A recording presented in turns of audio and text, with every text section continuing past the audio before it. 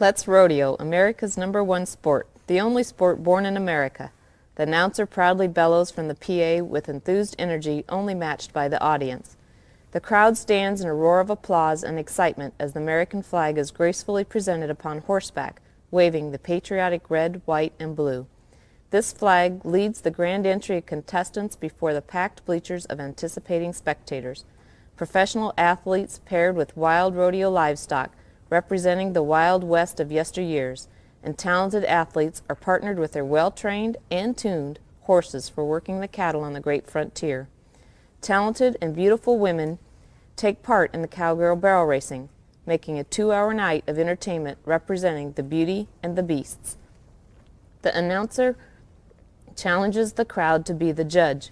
Who will be the winner, the hard-working athletes or the rodeo contractors bred to be the best rodeo livestock? For this contestant, the win is decided before the actual event. It's in the diligent homework before the competition. For several months, my horse Raisin and I have been conditioning for a win. We go out and ride every day, rain or shine, warm or cold. Riding bareback for the first couple of weeks seems to get us in shape the fastest. This is not so simple act is just one of many that gives me an edge over my competitors. By doing this, I'm in physical contact with my horse. I feel between my legs her very muscle being by the way she moves. The pounding of the hooves on the ground vibrate up from the ground, through her body and then into mine, letting my mind learn her pattern of step. If she stumbles in the workout, I pay attention to how she regains her balance with a bobbing of her head. When she turns, I have to tighten my body with momentum, and I feel if she pushes off with her hind legs or pulls with her front. She, in turn, knows exactly where my balance is, feeling through her skin if I am with her or behind her in her movements. This is the beginning of one, a team whose moves are known by both. When we can lope at a comfortable pace for 20 minutes solid, we are ready to call into the rodeo. Rodeos are scheduled months in advance and published. From these publications, I start searching for a rodeo in which to compete. When looking through the list of rodeos, there are 2 details to focus on. One fact is how much prize money is added to my event. I've learned there are only so many good runs in a horse and rider, so I pick which ones will pay the most, and we compete in those. My competitors only see me now and then at the big rodeos, and I always win. They have mentioned it to me in light conversations. Where have you been? Or, come here to win again? These little comments and the way they say them tell me they are worried and fear our runs. Some girls run as many as 2 or 3 rodeos each weekend. I know they are tired and wearing out, and that is when they make mistakes. Knowing this gives me a notch in my belt of confidence. The second fact is last year's results of the rodeo. Not only does it list the winner, but also her time. My horse is a big horse, and I know that we run best in a large arena with deep footing, so finding times in the 17 to 19-second ranges are to our advantage. Once these 2 details are narrowed down, the calling of the rodeo committees start. I always call ahead and find out from the rodeo committees what the arena is like. Questions such as, is the gate a center or side entry? What's the footing like? Is it deep sand, shallow rock, or thick clay? What equipment are you planning on using to prepare the grounds? And if it rains, how do you handle the water situation? From these answers, I can usually tell if it's going to be a safe and productive environment for us to race in. So we decided to go to White Cloud Indian Reservation in Kansas for their annual rodeo. This rodeo is in the hottest part of the month of July, so loading up and leaving early in the day is an important decision. The cement on the interstates heats up hotter and hotter as the sun beats down on it longer. This unbearable heat bounces back off the cement and radiates through the aluminum trailer floor that the horse has to stand on, making road travel uncomfortable. Windows are opened, but the flow of hot air is of little relief. After arriving at the rodeo grounds, I know that where I park is critical. No shade trees are to be found, and so parking the trailer in the proper position gives me another stake in our claim for victory. According to the rising and the setting of the sun, if I park north and south, then at one time or another, one side of the trailer is shaded from the blistering sun. The sun also reflects off the aluminum siding of the trailer and has a nasty glare. So tying Raisin to the shady side is the best I can do. I never put her anywhere I wouldn't camp myself. Once we are settled in, we go looking for water. In the trailer are a hose, nozzle, and soap. Raisin has been standing in a trailer for 5 hours solid, and this puts stiffness and aches that only a good rub-down can fix. She receives a cold bath to cool down the body temperature. Soaping her up and my gentle scrubbing feels like a massage to Raisin. My hands-on approach lets her know she is loved. I touch and talk to her. This bonded relationship is hard to break and nearly impossible to beat. The extra physical work is wet and time-consuming, but taking care of her so she can rest comfortably before the big race is just one more step in our preparation. I've noticed other barrel racers don't expend this energy. Raisin and I both go back to the trailer now to nap. Rested, we continue to prepare for the evening race. A trailer has pulled alongside with a local high school barrel racer and her mom. The daughter is going to run tonight because it's her hometown. They want to visit, so I invite them to follow along because I have work to do. My first objective is to turn Raisin loose in the arena and close the gate. She walks around and lifts her head curiously to smell the air in all directions. I too do the same. The cook shack is grilling boogers, and the aroma has an invitation no one can refuse. The confined rodeo livestock has that manure smell mixed with the salty smell of sweat from the day in the heat. Raisin slowly walks around and stops to paw the ground, smells the dirt, and then blows through her nostrils. Then she gets down to roll over to feel the ground's texture. This is what she does at every rodeo pen because we are there in plenty of time and are not rushed in our preparations. Thus they are done more thoroughly and precisely. While she is doing that, I look for the stakes pounded in the ground by the judges. I find out where the barrels are going to be sitting during the performance.